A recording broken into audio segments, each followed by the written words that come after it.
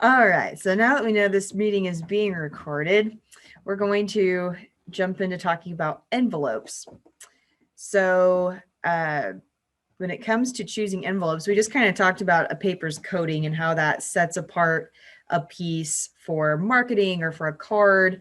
And you can kind of tell how much a company put into their piece depending on just the appearance of that product. But envelopes really play a big part in that because a lot of times envelopes are the first thing we see when we go get our junk mail. And if your attention isn't grabbed by the envelope it is in, there's a chance that you're never going to open it to see what's inside of it. So, a lot of times people will kind of play around with those different styles of envelopes as a marketing ploy. But also, you need to know what envelopes work for what projects. And so we'll be looking at envelopes today and the different names that are associated with them. That's kind of the gist of what you need to get out of today is just what the different names of envelopes are. And that's something that it seems like a really simple thing, but in my day-to-day printing at the print shop at the tech college, we do a lot of envelope printing. And I've had to specify the different kinds of printing or the different kinds of envelopes multiple times, whether it's purchasing envelopes or talking about printing projects to reps. And a lot of times, once you know the different types of envelopes, the sizes of those kind of comes more naturally too. So it's really helpful to be really familiar with those envelopes. It's probably, as an in-house printer, that's probably 30 to 40% of what we print is envelopes for everybody at FHTC. So for one little lesson, you'll be interacting with these guys a lot, probably as a designer or as a printer. So I'll go ahead and share my screen. Right.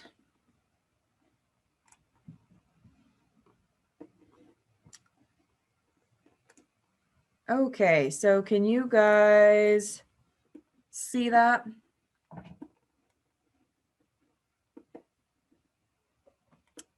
Do you see the selecting paper Yes. slideshow there? Yes.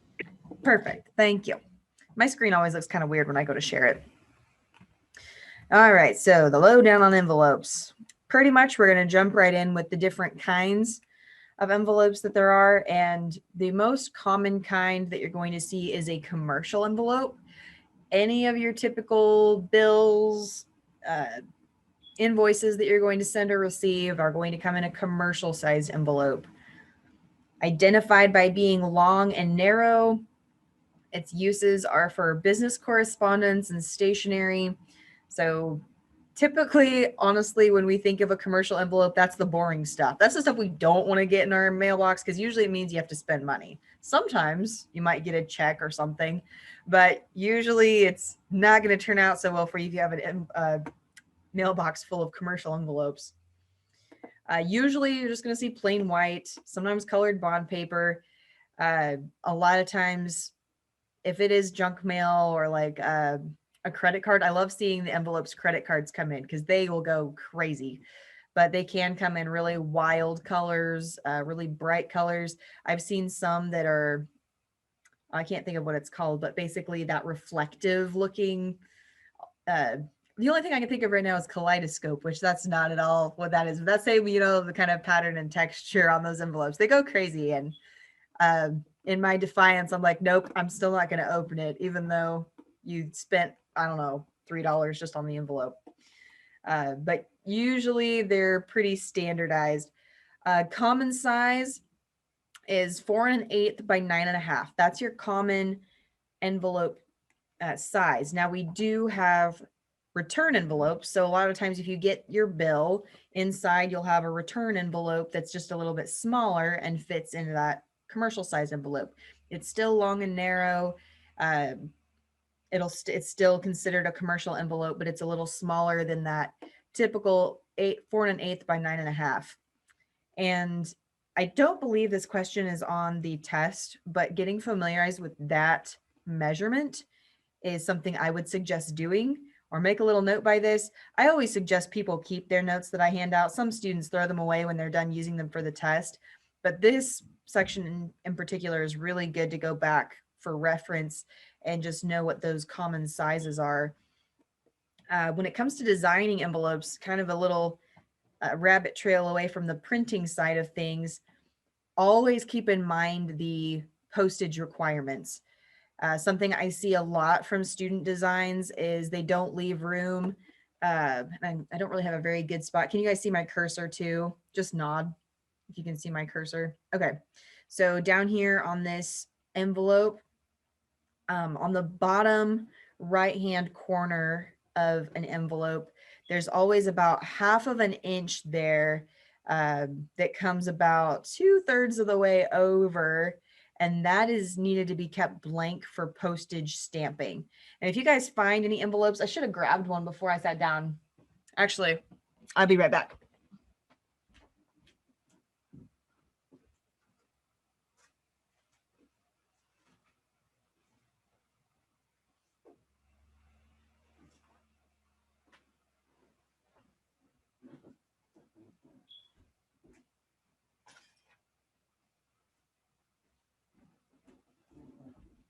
Okay, postage requirements. So sorry about that. This is what I'm talking about here. I don't know if you guys can see that, but all of this, and actually not that over here, that's a brand from the envelope, but from here on over, that's all something that the post office had to impress onto that envelope. So if you have a crazy design that goes all the way to the bottom of this envelope, we can print the front of envelopes and you can make your envelope look super cool. We've actually been doing that with some of the second year students, printing envelopes for their branding project. And they've got some really great ones, but you have to make sure to leave that ½ inch, about 2/3 of the way over up from the bottom, that can be used by the postage service.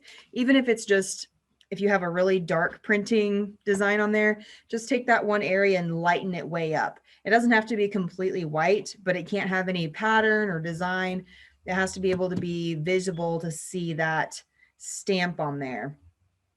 Another thing, which is kind of taking a branch off from envelopes, but usually you'll see, and this is one of my wedding RSVPs, but you can see where on this stamp, you have to make sure that there's not a lot of crazy design going on there so that that's visible as well. And of course, some of that does go into the design area. It's not as vital up here.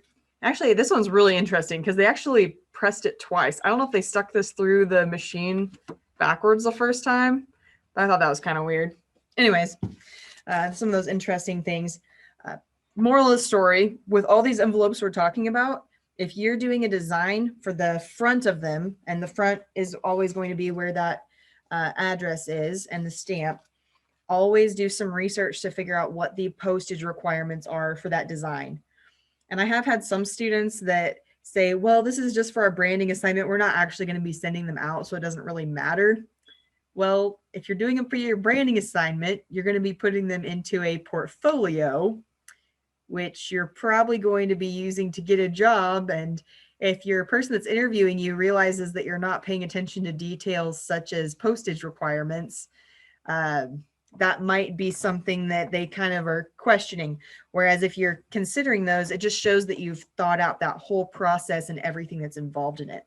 So postage requirements is a really big thing when it comes to design for these guys, and printing, but really mainly design. All right, so rabbit trails getting pulled back in, going back to the slide over here. Some special options for the commercial is we have the window, and we can also have an inside tint. So if anybody has any ideas what the inside tint might be for, go ahead and unmicrophone yourself and throw out a comment there.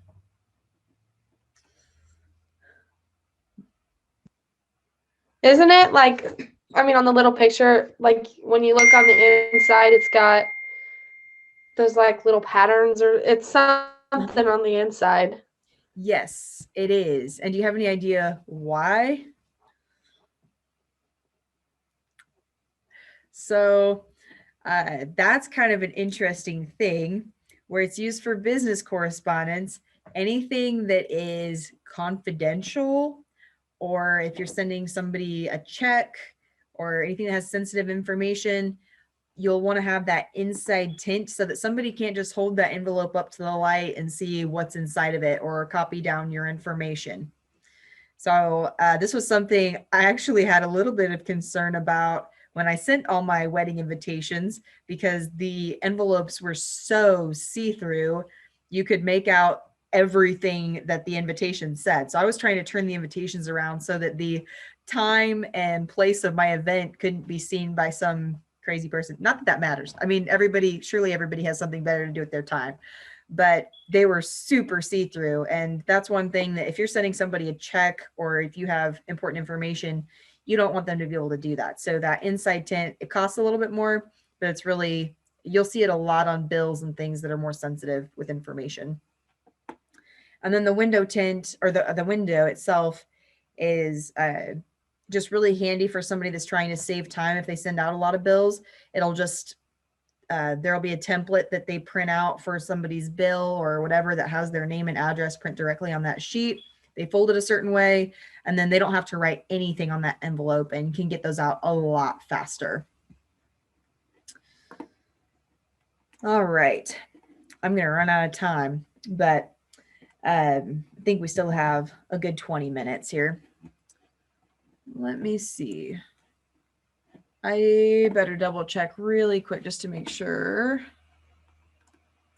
Alex isn't stuck out there.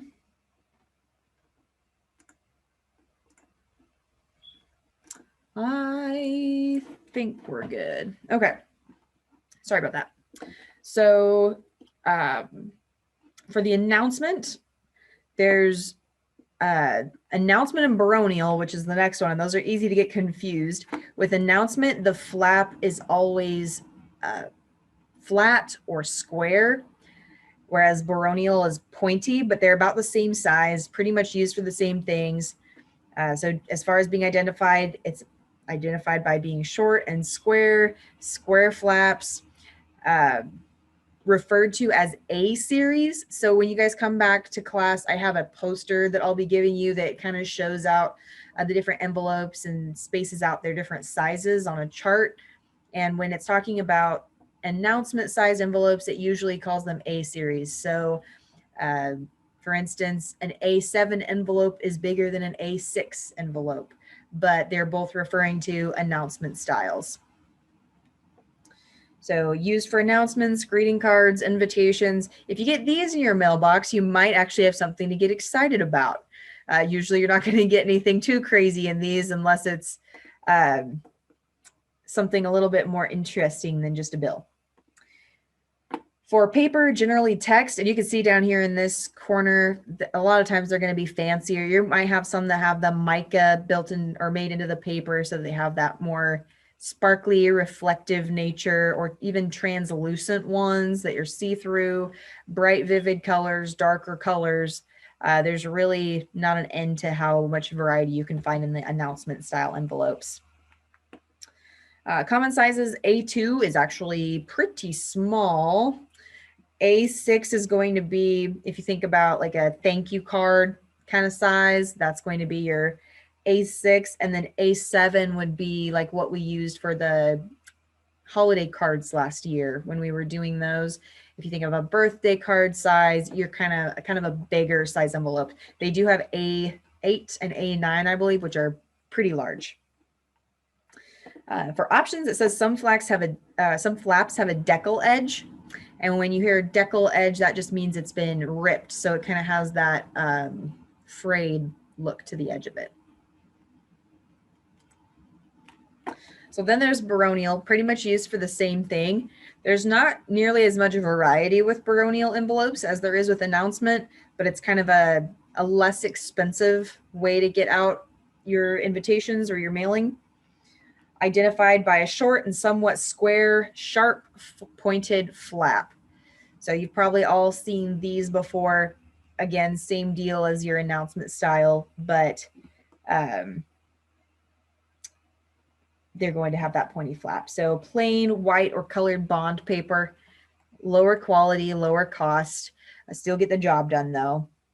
And then the sizes for these and why they can't be the same as announcement, I don't know. Some of the sizing of these kind of deals is interesting. but some common sizes, 5 bar, they go by bar sizes, short for baronial. So you got A series, you got the bar, pretty easy to tell apart as far as that goes. A lot of the sizes are going to correlate, but that's just an easier way to tell them apart. So 5 bar refers to 4 1/8 by 5 1/2. 6 bar refers to 4 3/4 by 6 1/2. And then each of those would be something different. So if you know you're going to be working with a lot of envelopes in a design job that you get, you'd want to be familiarized with the sizes that go with each one, or have a chart nearby so that you have that easy, quick reference.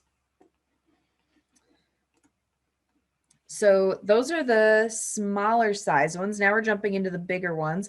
Catalog is one of them. And we'll be doing catalog and booklet.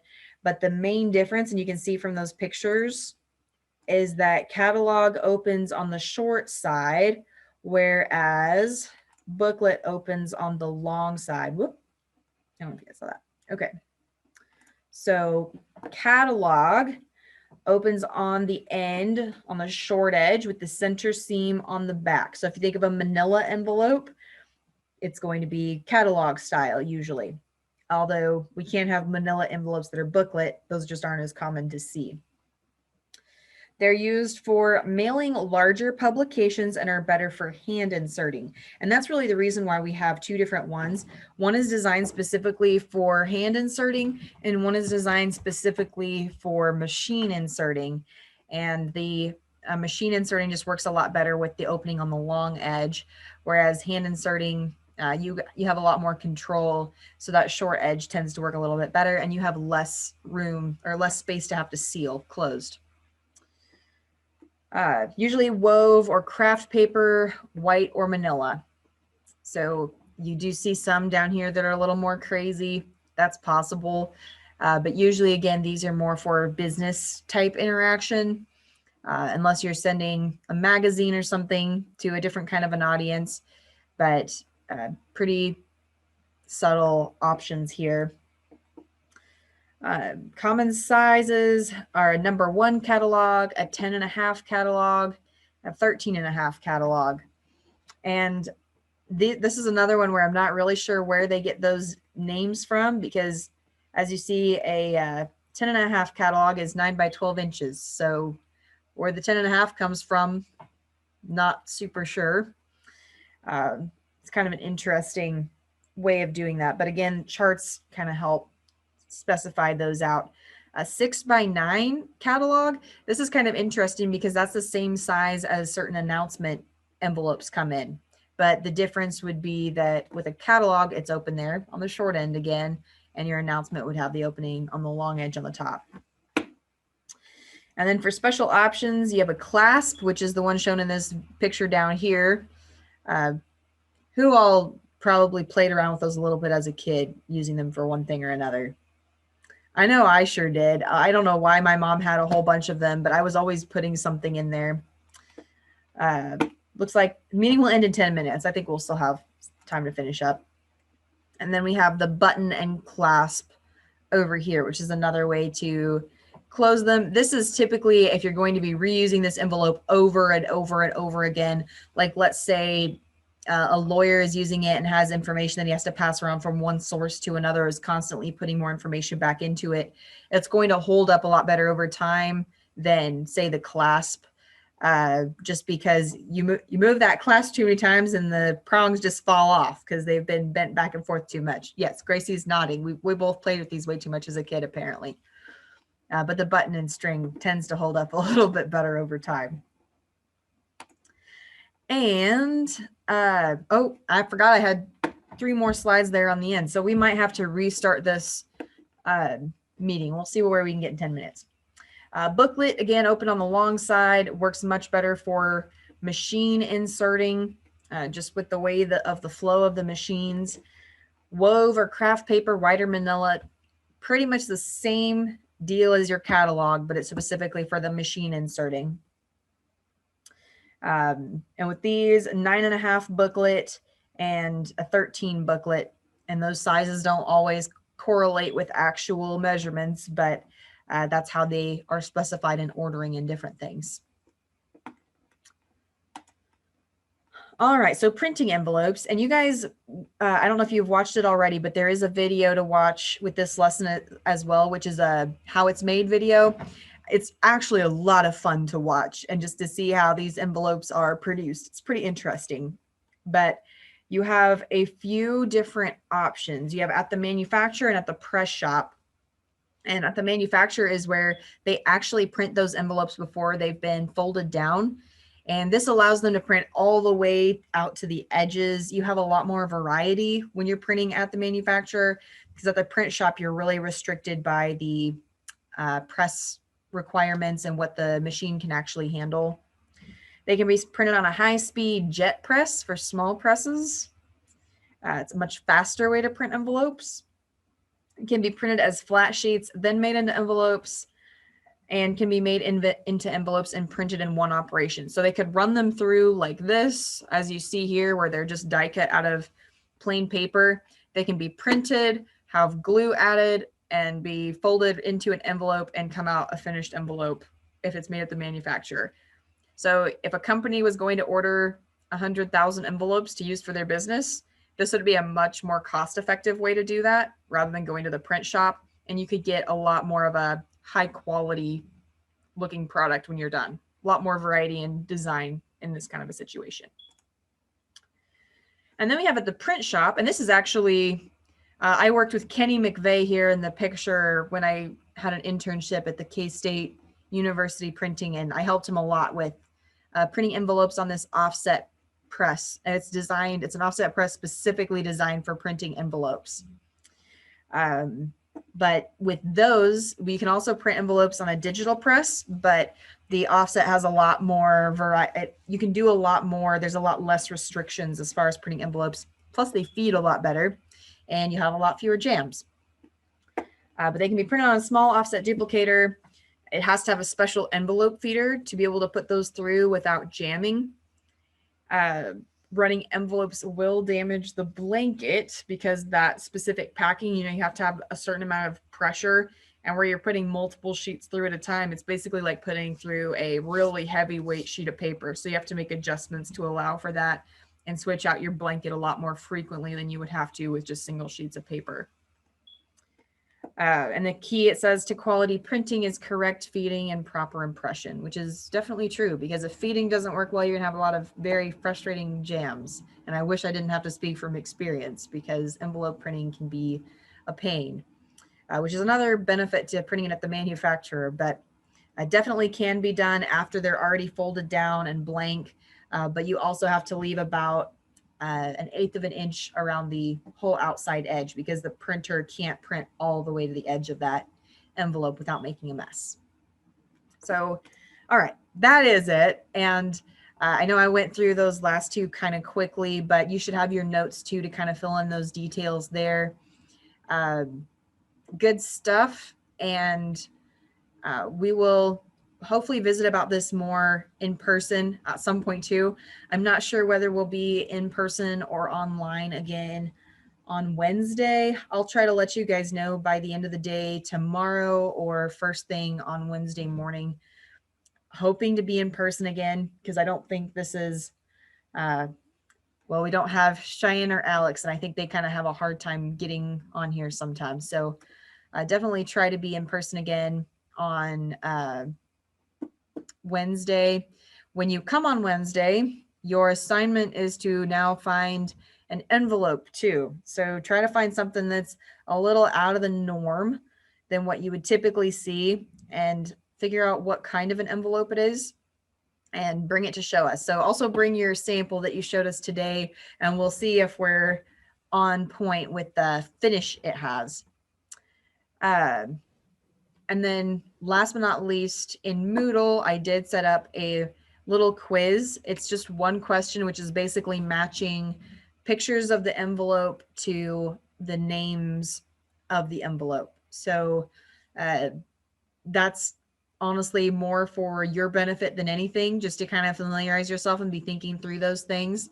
But go ahead and go through and do that problem, and we'll review when we get back in class. I have a few more things, and I guess we do have a little bit more time. Do you guys have any questions before I wrap up? All right. No questions. Good deal.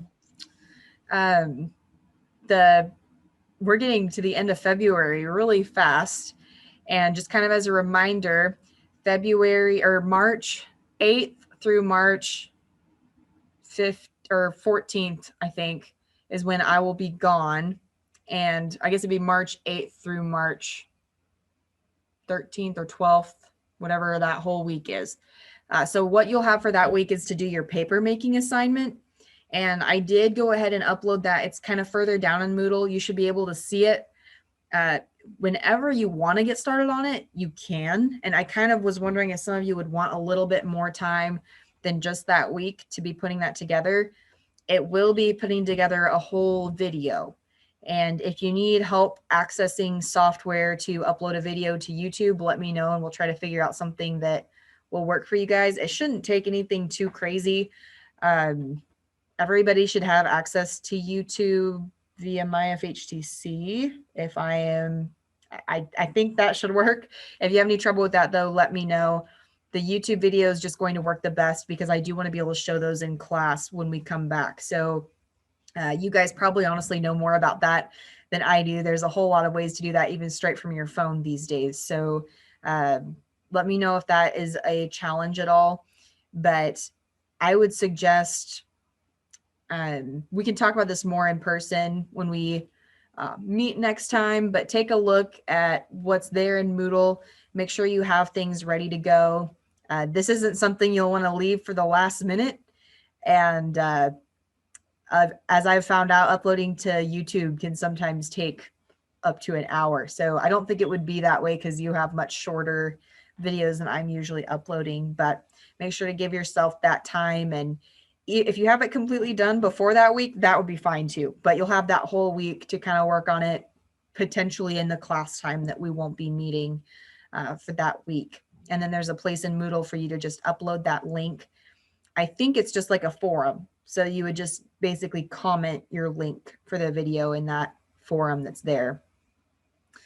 So now that we're down to our last minute, I will let you guys go and plan on seeing you guys on Wednesday. If not, I will let you guys know. So let me know if you have any questions or if anything else comes up, but I think we should be good to go. You guys stay warm. That's an order. It's cold. All right. It is cold. Yeah. Have a good day. You too, guys. You too, Gracie. See you later. See you later. Bye, Eric. Bye.